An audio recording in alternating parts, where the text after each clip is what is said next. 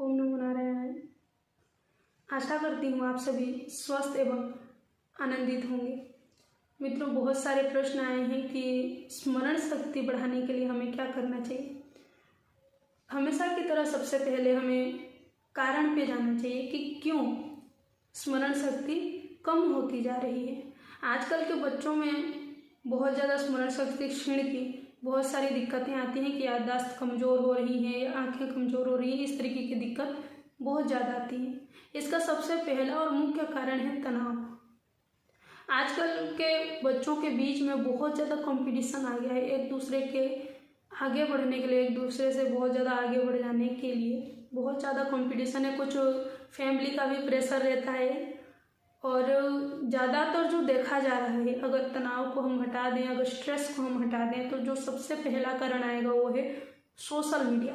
इस विषय में आप जानते हैं, टीवी तो मैं नहीं कहूँगी क्योंकि आजकल कोई भी बच्चा टेलीविज़न देखने में इंटरेस्टेड नहीं है। ज़्यादातर सभी के हाथ में एक एक मोबाइल है और हमेशा मोबाइल पे लगे रहना है, जिससे कि उनकी स्मरण शक्ति क्षीण इसलिए हो रही है क्योंकि उनकी विचार शक्ति, जो विचार करने की शक्ति है, वो क्षीण होती चली जा रही है ज़्यादा से ज़्यादा सोशल मीडिया पर एक्टिव रहने के कारण।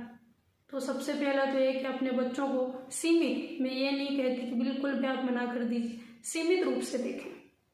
कुछ बच्चे होते हैं जो जन्मजात दिमागी तौर से थोड़े कमज़ोर होते हैं, उनके लिए सरकार ने कुछ स्पेशल चाइल्ड जिसे बोलते हैं, यानी कि दिव्यांग बच्चों के लिए एक विशेष प्रशिक्षण केंद्र हर राज्य में खोले हुए हैं।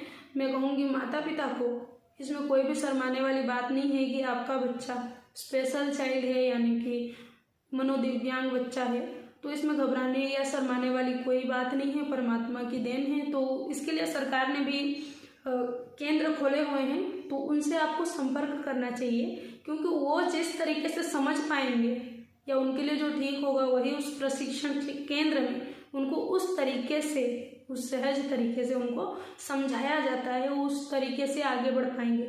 अगर नॉर्मल बच्चों के साथ उनको आप रख देंगे तो वो घबरा भी जाएगा और वो नहीं सीख पाएगा, उसके लिए बहुत ज़्यादा स्ट्रेसफुल हो जाएगा।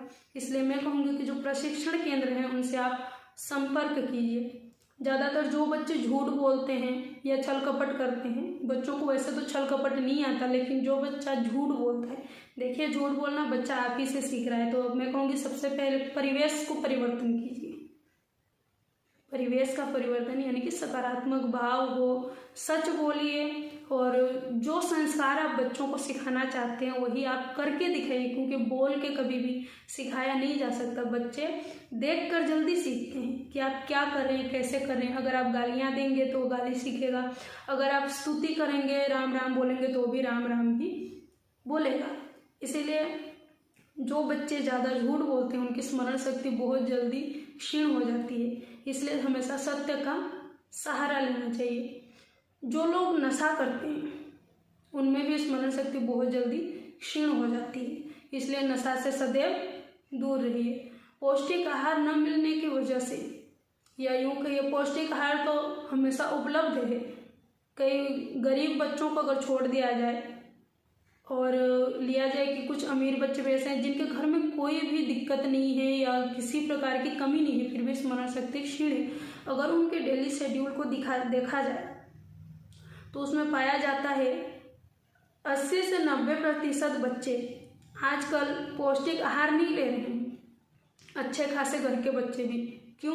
क्योंकि वो फास्ट फूड, चाइनीज़ फूड की ओर ज़्यादा रुझान है उनका, और जो साग सब्जी हैं ऋतु अनुसार जो आते हैं उनको खाने में उनको इंटरेस्ट नहीं है, क्योंकि उसमें पोषक तत्व पाए जाते हैं जिसको वो अगर ग्रहण करेंगे तो स्वतः ही पौष्टिकता उनको मिलेगी, उनका दिमाग भी सही रहेगा, स्मरण शक्ति भी सही रहेगी। तो मैं कहूँगी जिन बच्चों को ज़्यादा फास्ट फूड खाने की आदत है उसे दूर करके धीरे धीरे, ये नहीं कि अब उनको बिल्कुल भी नहीं देंगे, ऐसा नहीं है, उनको धीरे धीरे प्रकृति की ओर लाइए, उनको साग सब्जी खिलाइए, क्योंकि अगर वो साग सब्जी सीजनल जो फूड आते हैं, फ्रूट्स आते हैं, उसको खाएंगे तो उनकी स्मरण शक्ति स्वतः ही बनी रहेगी।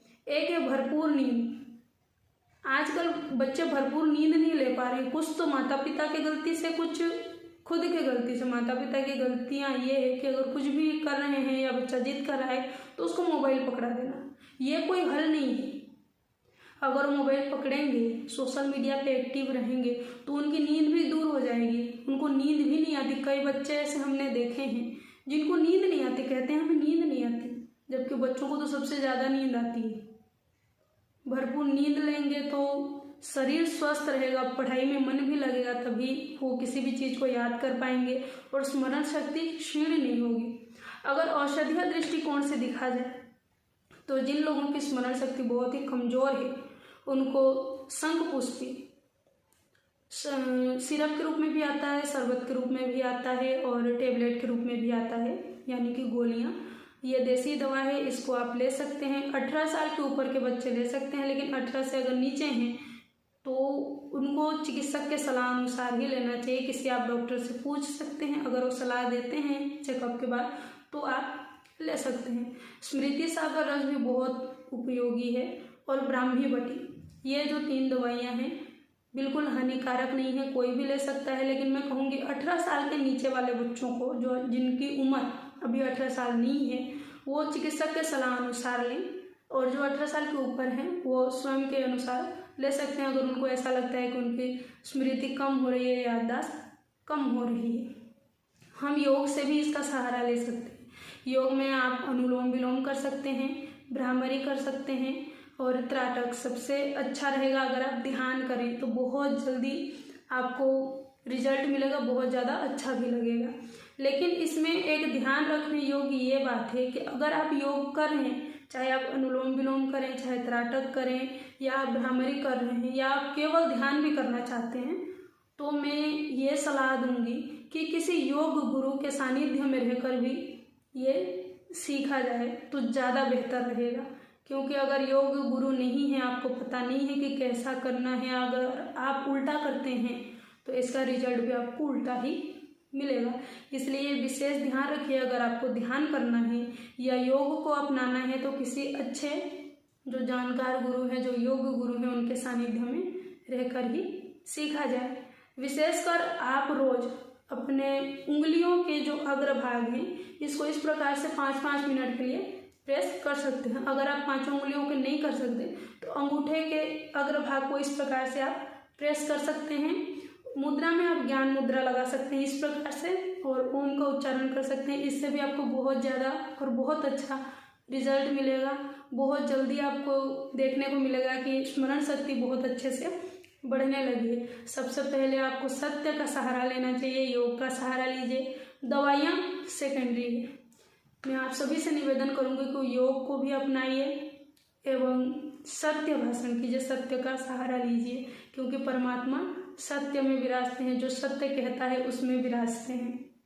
और आप सभी को पुनः बहुत बहुत धन्यवाद एवं आशा करती हूँ कि आप सभी स्वस्थ एवं आनंदित होंगे। भगवान जी की कृपा आप सभी पर ऐसे ही बनी रहे, आप सपरिवार स्वस्थ एवं आनंदित रहें। ओम नमो नारायण।